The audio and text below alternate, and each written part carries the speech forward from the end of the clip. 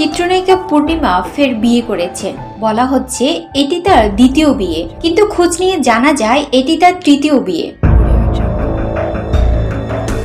পূর্ণিমা 2005 সালের 6 সেপ্টেম্বর বিশিষ্ট ব্যবসায়ী মুস্তাক কিবরিয়ার সঙ্গে প্রথমবার বিবাহ বন্ধনে আবদ্ধ হন। খবরটি তখন গোপন রেখেছিলেন তিনি।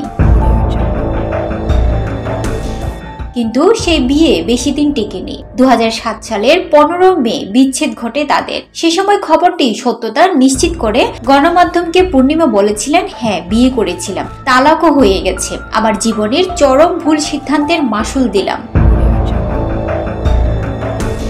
পরে ওই বছরের 4 নভেম্বর চট্টগ্রামের ছেলে আহমেদ ফাহাদ জামালের সঙ্গে দ্বিতীয়বারের মতো গাঁটছড়া বাঁধেন পূর্ণিমা। পারিবারিকভাবে অনুষ্ঠিত হয়েছিল সেই বিয়ে। 2014 সালে ফাহাদ পূর্ণিমার ঘরে এক কন্যা সন্তান জন্মগ্রহণ করে। এক সময় পূর্ণিমার এই সংসারও ভেঙে যায়, কিন্তু বিচ্ছেদের খবর গোপন রাখেন এই নায়িকা।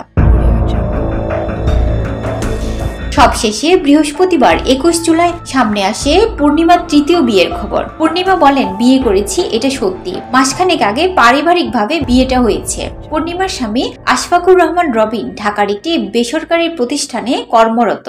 আশফাকুর রহমানের সঙ্গে পরিচয় প্রসঙ্গে অভিনেত্রী বলেন, 4 কি 5 বছর আগে কাজের সূত্রে তার সঙ্গে পরিচয়। সেখান থেকে একটা ভালো বোঝাপড়া, বন্ধুত্ব হয়েছে। এরপর পরিবারকে জানায়। দুই পরিবার থেকে বলা হলো বিয়েটা করে ফেললেই ভালো। পারিবারিকভাবে ছোটখাটো আয়োজনে বাসাতেই বিয়ের অনুষ্ঠান হয়েছে। বিয়েতে দুই পরিবারের সবাই অনেক খুশি জানিয়ে পূর্ণিমা আরও বলেন, দুই পরিবারের ইচ্ছেতেই তো বিয়েটা হলো, সবাই খুশি। আমার মেয়ে সহ সবাইকে শ্বশুরবাড়ির লোকজন গ্রহণ করে নিয়েছে, খুবই আদর করছেন। আমার মা ও সবাইকে সুন্দরভাবে গ্রহণ করে নিয়েছেন।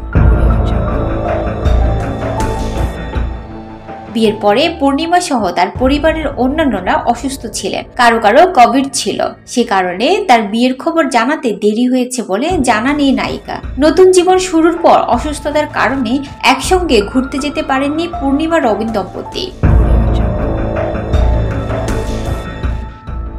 অভিনেত্রী বলেন, মাঝখানে পরিবারের সবাই এত অসুস্থ ছিলাম, প্রত্যেকের জ্বর ছিল যে কোনো পরিকল্পনা করা হয়নি। বিয়ের অনুষ্ঠানের পরপরে বাসার সবাই অসুস্থ হয়ে পড়ে। পূর্ণিমার এটা দ্বিতীয় বিয়ে। 2007 সালের 4 নভেম্বর আহমেদ জামাল ফাহাদের সঙ্গে বিবাহ বন্ধনে আবদ্ধ হন পূর্ণিমা। 2014 সালে কন্যা সন্তানের মা হন তিনি।